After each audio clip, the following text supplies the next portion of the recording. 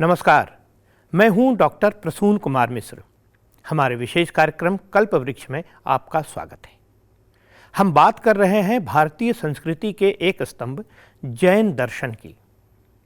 इसमें 24 तीर्थंकर आए और संसार को शांति का उपदेश दिया। इस विषय में अहिंसा और शांति के उपदेशों की विस्तार से व्याख्या करने के लिए हमारे साथ जुड़े हैं प्रख्यात जैन मुनि आचार्य सुशील मुनि के शिष्य आचार्य विवेक मुनि।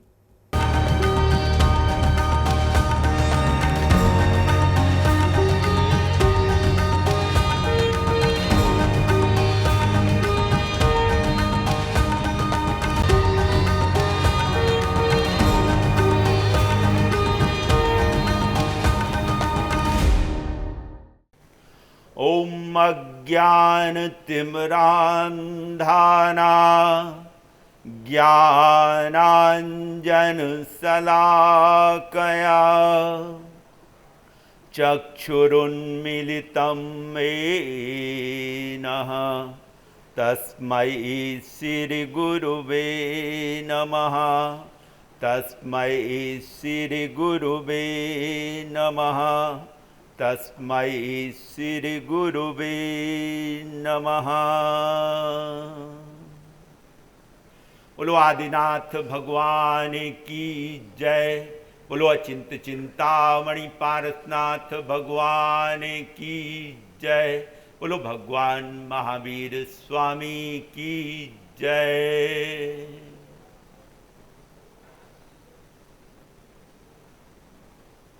भारतीय संस्कृति जीवन विकास की संस्कृति है जो मनुष्य को जैन धर्म के प्रथम तीर्थंकर भगवान आदिनाथ ने हमें अस्सी मस्सी कृषि साहित्य संगीत कला और धर्म की शिक्षा दी कि मनुष्य कैसे अपने जीवन को आदर्श जीवन बना सके और अपने जीवन का संपूर्ण विकास कर सके।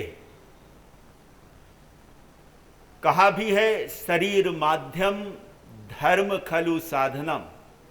शरीर हमारा माध्यम है, साधन है, जिसे स्वस्थ रखना बहुत ही जरूरी है।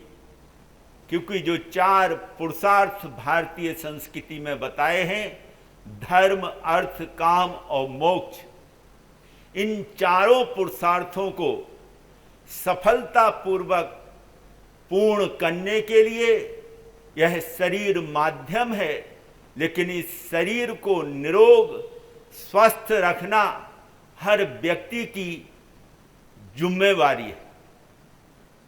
हर व्यक्ति की जिम्मेवारी के साथ में परम कर्तव्य बनता है। भारतीय संस्कृति में योग की जो साधना है वो हमें स्वास्थ्य जीवन और उसके साथ साथ कैसे हम शारीरिक रूप से स्वस्थ रहें, कैसे हम मानसिक रूप से स्वस्थ रहें और कैसे हम आत्मिक गुणों का विकास करते हुए अपने जीवन का संपूर्ण विकास करें, उसका हमें वैज्ञानिक मार्ग बताती है। महर्षि पातंजलि ने अष्टांग योग में बताया है, जो प्रथम उनका अंग है, सूत्र है, वो है यम। यम के पालन से स्वस्थ परिवार और स्वस्थ समाज का निर्माण होता है। यम में 5 चरण आते हैं, इसमें है अहिंसा, सत्य, अचौर्य, ब्रह्मचारी और अपरिग्रह। इन्हीं को जैन धर्म में महाव्रतों के रूप में और अणुव्रत के रूप में स्वीकार किया गया है। विश्व में कोई धर्म को मानता है या नहीं मानता है, चाहे व्यक्ति धार्मिक है या अधार्मिक है, आस्तिक है या नास्तिक है, इससे कोई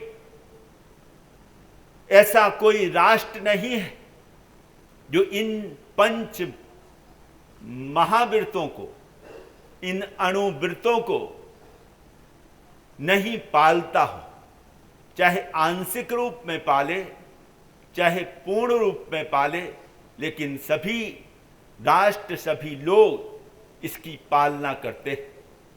इसलिए कोई भी राष्ट्र या वहां का संविधान खुली हिंसा की छूट नहीं देता और ना ही खुले रूप में झूठ बोलने की छूट देता है और ना ही खुले रूप में चोरी करने की छूट देता है और ना ही खुले रूप में व्यभिचार करने की छूट देता है और ना ही खुले रूप में परिग्रह, धन संग्रह करने की छूट देता है। सभी राष्ट्रों का संविधान अहिंसा का कुछ ना कुछ अंशों में पालन करता है। इसलिए भगवान महावीर स्वामी ने तो सूत्र ही दिया, जम इच्छसि ऐपणत्तो, जम चे नैच्छसि ऐपणत्तो, तम इच्छ परस्बिया इति गम जिन शासनम। जैसी इच्छा, जैसी भावना आप अपने प्रति रखते हैं, अपने लिए रखते हैं, वैसी ही इच्छा, वैसी भावना, वैसा ही व्यवहार आप अन्य जीवों के प्रति, अन्य प्राणियों के प्रति रखें। और जम चैन इच्छसी ऐपणत्व, जैसी इच्छा, जैसी भावना, जैसा व्यवहार आपको स्वयं पसंद नहीं है, स्वयं अच्छा नहीं लगता है, वैसा व्यवहार, वैसा बर्ताव, वैसा वाणी से बोलना आप भी अन्य प्राणियों के साथ, अन्य जीवों के साथ ना करें। सभी को अहिंसात्मक व्यवहार अच्छा लगता है, सभी को अपना आदर और सम्मान कोई करे वह अच्छा लगता है, सभी को ये अच्छा लगता है कि कोई हमसे झूठ ना बोले तो आप भी किसी से झूठ ना बोले, और सभी को अच्छा लगता है कि हमसे सभी लोग प्रेम पूर्ण व्यवहार करें, तो आप भी सभी जीवों के साथ, सभी प्राणियों के साथ में प्रेम पूर्ण व्यवहार करें। तम इच्छ परस्बिया, ऐसी इच्छा, ऐसी भावना, ऐसे विचार आप परस्पर सभी जीवों के लिए, सभी लोगों के लिए रखें। इति गम जिन शासनम, यही जिन शासन का, जैन धर्म का सार है। मनुष्य संसार के सभी प्राणियों में देखें तो सर्वश्रेष्ठ प्राणी, लेकिन और जो प्राणी हैं अगर देखें तो शारीरिक रूप से, शारीरिक बल मनुष्य से ज्यादा पशुओं के पास है। इंद्रियों की जो क्षमता है देखने की, सुनने की, गंध लेने की, वो भी अगर देखें तो मनुष्य से ज्यादा अन्य प्राणियों में, अन्य जीवों में मिलती है। आप घोड़े को देखें, घोड़ा जितना पावरफुल, जितना शक्तिशाली वैसा मनुष्य नहीं। इसलिए घोड़ा, हॉर्स एक आदर्श बन गया है, शक्ति का एक पर्याय बन गया है। इसलिए जितनी भी मशीनरी या मोटरें आती हैं तो उनको भी कहते हैं कि कितने हॉर्स पावर की। तो कहने का मतलब कि शारीरिक रूप से और इंद्रियों के लेवल के रूप से देखें तो मनुष्य से ज्यादा शक्ति पशु पक्षियों में है। लेकिन उसके बावजूद भी मनुष्य को सर्वश्रेष्ठ प्राणी और सर्वश्रेष्ठ मान्यता दी गई है। वह किस रूप में? क्योंकि मनुष्य के पास जो अति विकसित मन है, बुद्धि है, अति जागृत जो चेतना है, उसके कारण मनुष्य जीवन की सार्थकता है और मनुष्य जीवन का विकास है। इसलिए प्रथम तीर्थंकर आदिनाथ ने और भारतीय संस्कृति में मनुष्य के जीवन में जब 4 चीजें आती हैं तो उसे मनुष्य कहते हैं। उसके जीवन में मानवता के गुणों का विकास होता है। कहाँ है? साहित्य, संगीत, कला और धर्म अर्थात अध्यात्म। ये सब जब गुण मनुष्य के जीवन में आते हैं तो उसके जीवन धीरे धीरे धार्मिक बनता है। साहित्य आप देखें शिक्षा के द्वारा। इसलिए प्रथम तीर्थंकर आदिनाथ भगवान ने अपनी पुत्रियों को ब्रह्मी और लिपि की शिक्षा दी। इसलिए सुंदरी को जो दे, ब्रह्मी को जो शिक्षा दी वो ब्रह्मी लिपि कहलाई भारतीय संस्कृति में। सुंदरी को जो मैथ की, गणित की शिक्षा दी है, उससे अंक की विद्या का विकास हुआ है। तो शब्द, फिर शब्दों के रूप में भाषा आई, भाषा के रूप में फिर गद्य पद्य रूप में अनेक प्रकार की कविताएं आई, गीत आए, चौपाइयाँ आई, दोहे आए, और उसी के रूप में धीरे धीरे फिर विकास हुआ साहित्य का। उसी से सभी धर्मों का, इसलिए मूल जो है वो ग्रंथ है। साहित्य के रूप में सभी धर्मों में कोई ना कोई धर्म ग्रंथ है। जैसे जैन आगमों में, जैन के उसमें जैन आगम, सनातन धर्म में वेद हैं, पुराण हैं, उपनिषद हैं, गीता है, रामायण। ईसाई धर्म में बाइबल है, इस्लाम धर्म में कुरान है, अन्य धर्मों में सभी के अपने अपने धर्म ग्रंथ। वो साहित्य के बाद में उनको लिपिबद्ध किया गया है। उसके बाद संगीत, आप देखिए संगीत की शुरुआत भी धर्म से और अध्यात्म से ही हुई है।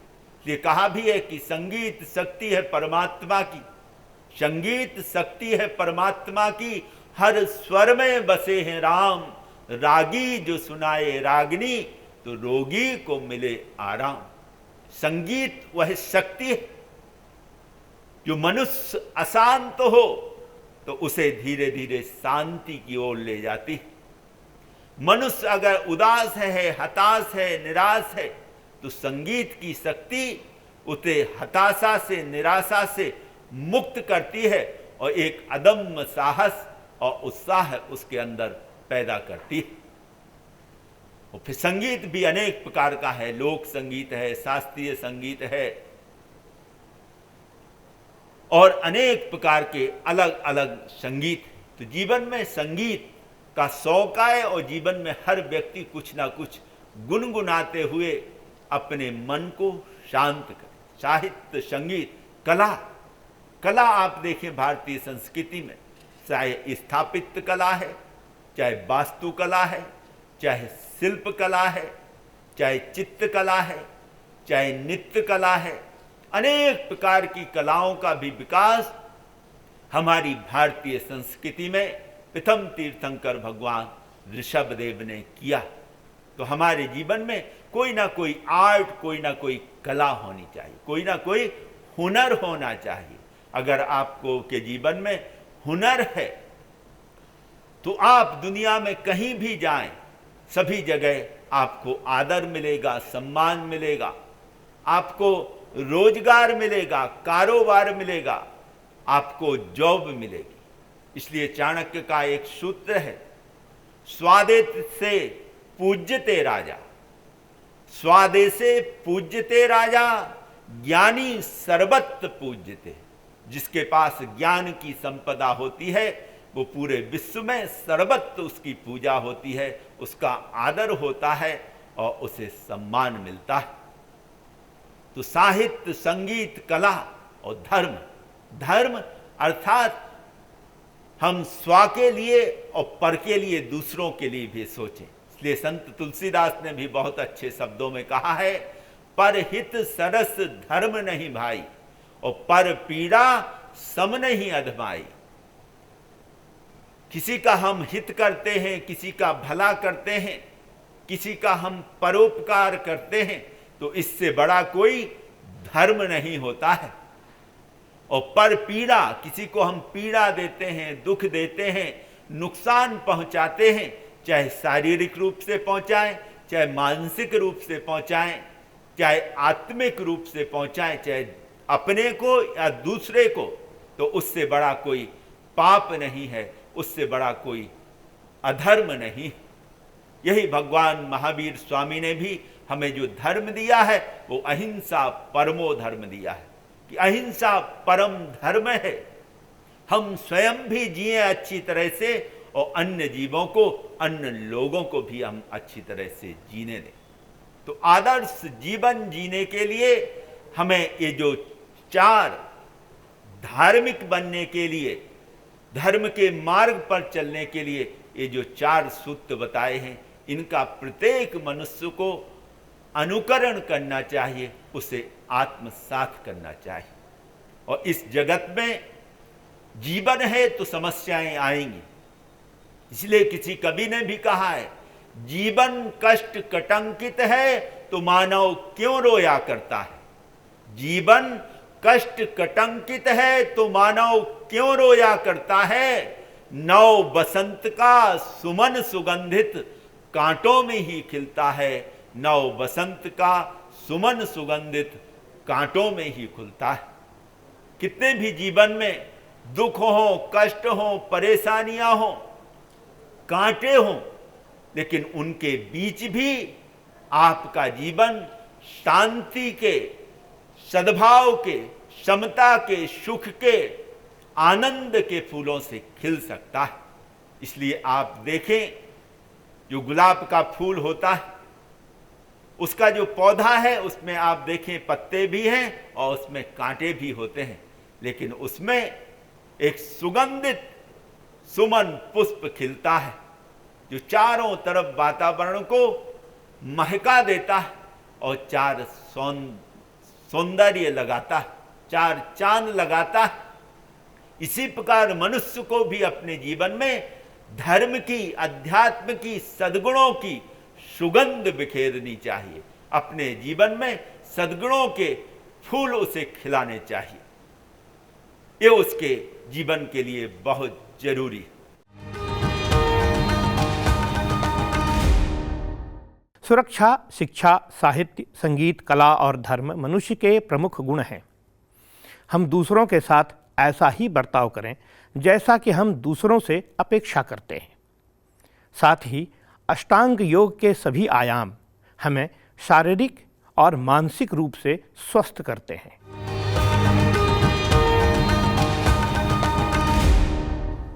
आज आधुनिक युग में लोग प्रश्न करते हैं कि वैज्ञानिक युग में धर्म और अध्यात्म की क्या जरूरत है। विज्ञान हमें साधन सुविधाएं देता है और धर्म हमें शांति देता है। आज के युग में बहुत जरूरी है विज्ञान और अध्यात्म धर्म का समन्वय, जीवन में संतुलन हो। जब तक जीवन में विज्ञान और धर्म अध्यात्म का समन्वय, संतुलन नहीं होगा, तब तक व्यक्ति स्वस्थ नहीं रह सकता है, सुखी नहीं रह सकता। हमारा जीवन संसाधनों के सुखों पर निर्भर नहीं रहना चाहिए पूरी तरह से। हमारा सुख आत्म गुणों पर, अपनी ज्ञान संपदा पर, उस पर निर्भर होना चाहिए।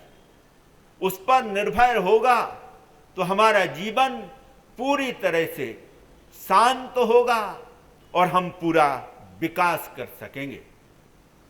क्योंकि धर्म क्या है? धर्म अहिंसा है, धर्म प्रेम है, धर्म करुणा है, धर्म मैत्री, धर्म सद्भाव है। ये जब सद्गुण हमारे जीवन में आते हैं तो हमारा जीवन धार्मिक बनता है, नैतिक बनता है। और आज बहुत जरूरी है कि हमारे जीवन में नैतिकता आए। आज परिवारों में देखें तो नैतिकता धीरे धीरे कम होती जा रही है। बड़ों का जैसे हमें बच्चों को सम्मान करना चाहिए, वो कम होता जा रहा है। आपस के जो संबंध हैं वो धीरे धीरे बहुत कम होते जा रहे हैं। जो मजबूती, जो इमोशंस, जो भावनाएं, जो प्रेम उनमें होना चाहिए, वो आजकल कम हो रहा है, जिसके कारण परिवार में कलह, क्लेश, अशांति ये सब बढ़ती जा रही। और प्रेम, भावनाएं ये बहुत ही महत्वपूर्ण है। इसके लिए बहुत जरूरी है कि बड़े बुजुर्ग जो हैं परिवार में, माता पिता हैं, वो भी बच्चों को थोड़ा समय दें और स्नेह और वात्सल्य दें। बच्चों को भी ये जरूरी है कि वो आज आधुनिक सोशल मीडिया और मोबाइलों से अपना समय हटा करके, ध्यान हटा करके और थोड़ा समय अपने माता पिता के साथ में, पेरेंट्स के साथ में, अपने परिवार के साथ में बिताएं। तभी एक इमोशनल, एक प्रेमात्मक अटैचमेंट होगी। और जब प्रेम जीवन में होता है तो कहा है कि प्रेम इंसान को इंसान बना देता है, प्रेम इंसान को इंसान बना देता है, हर मुश्किल को आसान बना देता है। अगर परस्पर परिवार में लोगों में प्रेम होता है तो कैसी भी समस्याएं आए, मुसीबत आए, परेशानी आए, हम एक दूसरे से को सहयोग दे करके उन समस्याओं का समाधान ढूंढ लेते हैं। तो प्रेम इंसान को इंसान बना देता है, हर मुश्किल को आसान बना देता है। अगर दिल में मोहब्बत है न रख नजर किसी की बुराई पर, अगर दिल में मोहब्बत है न रख नजर किसी की बुराई पर। प्रेम में वो ताकत है कि पत्थर को भी भगवान बना देता है, प्रेम में वो ताकत है कि पत्थर को भी भगवान बना देता है। हमारी भारतीय संस्कृति में हम कण कण में उस शंकर को देखते हैं, उस शिवत्व को देखते हैं, उस शिव के दर्शन करते हैं। तो मनुष्य जो हमारे साथी हैं, अन्य प्राणी हैं, उनमें तो वो परमात्मा का अंश सहज ही विराजमान है। उसे हमें देखना चाहिए, उसके हमें दर्शन करने चाहिए और जीवन को हमें सत्यम शिवम सुंदरम की तरह बनाना चाहिए। सत्यमय हमारा जीवन हो, शिवमय अर्थात कल्याण के लिए हम स्वाका और पर का दूसरे के कल्याण करें, सत्यम शिवम सुंदरम, और तभी हमारा जीवन सुंदर होगा।